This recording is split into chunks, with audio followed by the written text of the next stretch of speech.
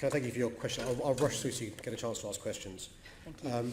I've written to Paul Willis, the Chief Executive of Volkswagen, to ask for compensation for TfL, for lost congestion charge revenues, for Londoners who own Volkswagen vehicles installed with emission test defeat devices, and a Volkswagen-funded buyback scheme to get these vehicles off London roads. So far, the DfT have secured 1.1 million in compensation for Volkswagen, 1.1 million pounds. This compares to over $15 billion, which at the time was £12 billion, secured by the US authorities. So that's 1.1 million pounds versus £12 billion by the US authorities, which is shocking. I've written to the Transport Secretary calling on him to stand up for the British public and come forward with an urgent, strong plan of action. It's high time the government showed the leadership we need and demands compensation for this. Great. Well, I'm very glad that you are as outraged and angry as I am with Volkswagen, and that also, since I've submitted this question, that you've actually already written to Chris Grayling seeking him to get proper compensation from VW.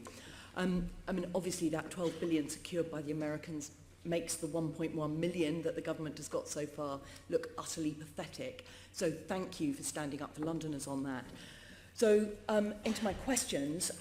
Your letter to Chris Grayling, which was reported in The Guardian this weekend, asks for, and I quote, information on the extent to which the defeat device software helped the vehicles obtain approval, so that you can consider what options are open to intervene directly, given the lack of progress.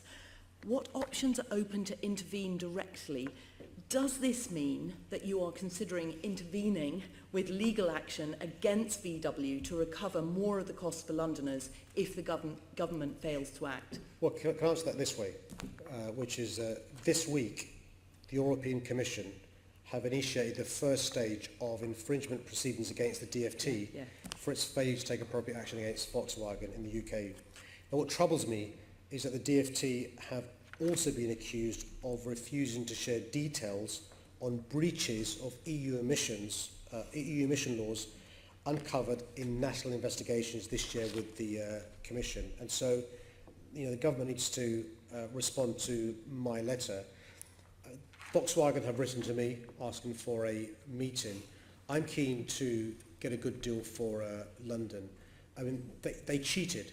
These defeat devices cheated Londoners. We've lost revenues. In the meantime, people with good intentions bought these cars, but the years got worse in London. And so I think, the government's got a case to answer. And anybody's looking at the raw numbers, £1.1 million versus £12 million. The government's not standing up to Govia, a private company, and not standing up to Volkswagen, and they should do so. Completely agree with you. There's another element of the cost of this VW deception, which is the public health cost. King's College have worked out for 1 year, that was 2010, that the combined public health cost of air pollution in London for 1 year was £3.7 billion. Now, I've made an estimate of the annual public health cost of diesel pollution that is owed to Londoners by Volkswagen. There are 2.2 million cars registered in London and 80,000 Volkswagen vehicles, that's 3.6% of the total cars in London, which have got these defeat devices. So that means that VW probably owe us 3.6% of the 3.7 billion in annual public health costs each year. And that's about £133 million for each affected year where these defeat devices have been working in cars on our streets. So, will you do your own calculation of the public health cost and then send this bill to VW on behalf of Londoners? I'm not sure about sending bills to Volkswagen. What I will do, though, is that, I've taken on board what you've said, and you're right to raise this, by the way. I mean, I don't think we're outraged enough. And so let me take on board what you've said about the numbers, but these are some of the things we've looked into. Great, thank you. I'm taking that as a yes, you'll look into the public health cost of it, that's great. Now, you also asked Chris Grayling to use the government's regulatory powers to remove affected vehicles from the streets. That was remove affected vehicles from the streets. How do you see this working in practice? Well, if you see the deal that the Department for Justice in the US reached with Volkswagen, it was a multifaceted deal. We've been given, in relative terms, a paltry sum of money. And so the government's got the information with the VED. We know the vehicle they're talking about that were cheated. You've referred to them in your previous question. It's not beyond the wit of DVLA, DFT and VED to identify these cars. And this is why it surprises me that the DFT seems so reluctant to stand up to Volkswagen.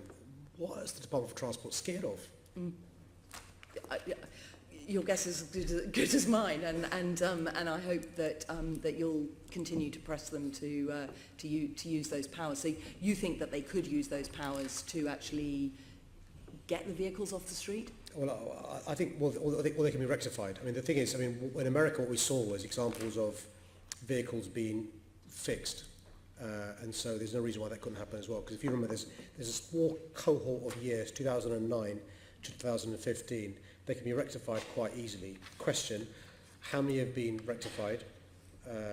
How many drivers of Volkswagens know they can be rectified for free?